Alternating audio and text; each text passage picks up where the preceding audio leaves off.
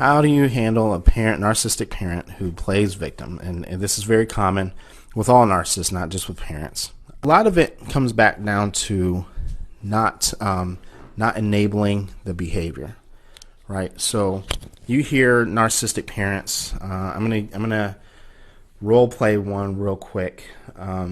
So you'll hear them say things like, "Oh, I know your childhood was less than perfect. I guess I wasn't the mother that I was supposed to be." And maybe they even start crying, right?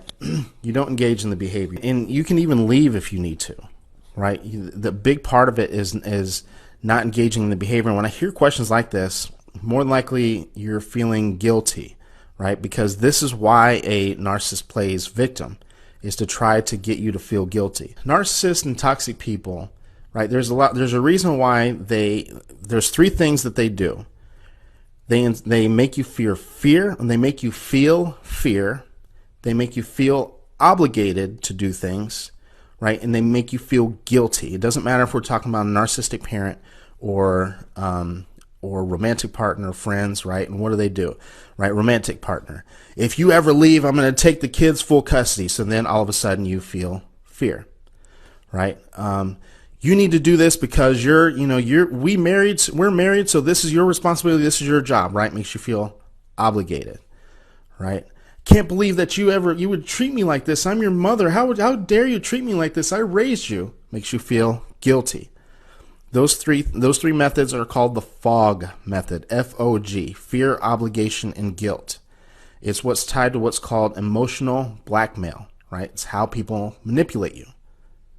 So understanding that what they're doing and understanding and seeing through this bullshit and knowing that what this person is doing is they're intentionally trying to make you feel guilty, right? You start to not feel as bad. You start to see through the manipulation. Bookstore, right? There's a book called Out of the Fog, F-O-G, by Dana Morningstar. Highly recommend it. And it talks a lot about this, right? But what you want to do is that you don't want to enable the behavior. And even if you do feel guilty, you want to process your own emotions somewhere else. Right, so don't engage in the behavior. Right, leave if you need to. Right, and then process your own emotions, process your own feelings of guilt.